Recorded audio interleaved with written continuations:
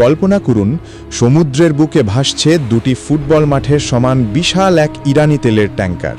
তার পেটে রয়েছে প্রায় 20 লক্ষ ব্যারেল অপরিশোধিত তেল। হঠাৎ মাইলের পর মাইল জুড়ে গর্জে উঠল আমেরিকার কোস্ট গার্ডের লাউডস্পিকার, আর এক কদম এগোলেই বুক ঝাঁঝরা করে দেওয়া হবে। কিন্তু নির্দেশ অমান্য করা হলো। এরপর প্রায় 4 মাইল দূর থেকে ধেয়ে এলো একটি মাত্র বুলেট এবং নিখুঁত নিশানায় আঘাত করল সেই বিশাল জাহাজের হাল, রাডার। মুহূর্তের মধ্যে নিয়ন্ত্রণ হারালো জাহাজ এবং ধীরে ধীরে তলিয়ে গেল সাগরের গভীরে।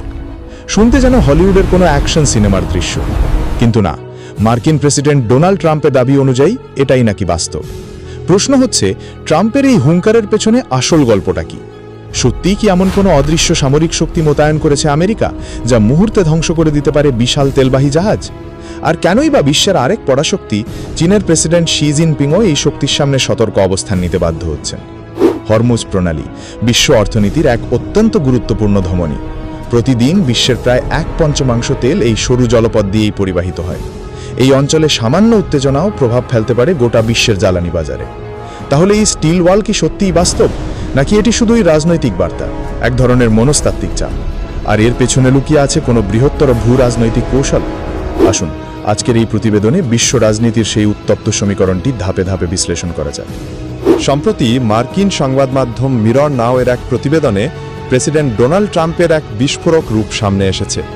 মার্কিন কোস্টগার্ড ও নৌবাহিনীর কর্মকর্তাদের সামনে বক্তব্য রাখার সময় ট্রাম্প চরম আত্মবিশ্বাসে দাবি করেন, বিশ্বের অন্যতম গুরুত্বপূর্ণ বাণিজ্যিক জলপথ হরমুজ প্রণালীতে মার্কিন অবরোধ এতটাই কঠিন যে সেখানে একটি পাখিও আমেরিকার অনুমতি ছাড়া ডানা মেলতে পারে না।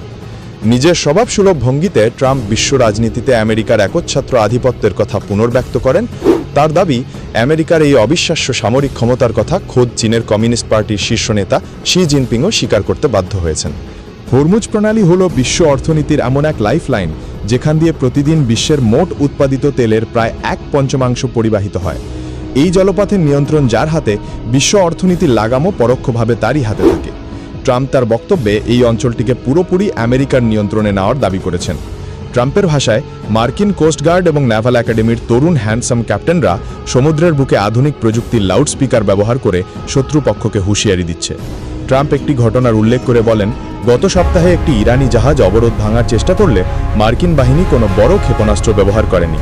মাত্র 4 মাইল দূর থেকে ছোড়া একটি বিশাল বুলেটের আঘাতেই জাহাজটির হাল ভেঙে যায় এবং সেটি বিকল হয়ে সমুদ্রে ঘুরতে ঘুরতে ইরানে ফিরে যেতে বাধ্য হয়।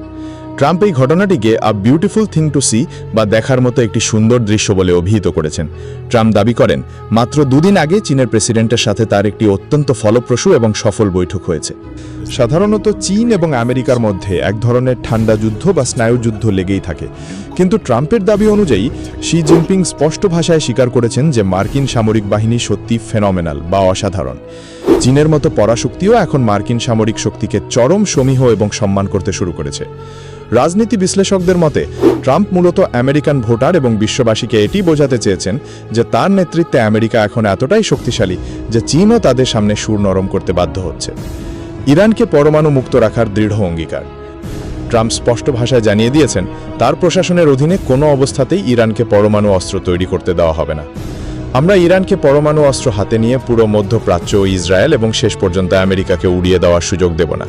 ট্রাম্পের দাবি, বর্তমানে আমেরিকা পৃথিবীর সবচেয়ে শক্তিশালী এবং প্রভাবশালী দেশে পরিণত হয়েছে। চীন থেকে শুরু করে ভেনেজুয়েলা কিংবা ইরান, সব দেশই এখন ওয়াশিংটনকে সমীহ করে চলছে। আমেরিকার এই আধিপত্যকে ট্রাম্প পশ্চিমা গোলার্ধে মার্কিন সার্বভৌমত্ব রক্ষার এক ঐতিহাসিক নীতি হিসাবে দেখছেন। ট্রাম্পের এই দীর্ঘ বক্তব্যের মূল সুর ছিল একটাই, আমেরিকা ফার্স্ট এবং মার্কিন সামরিক শক্তির শ্রেষ্ঠত্ব প্রমাণ করা।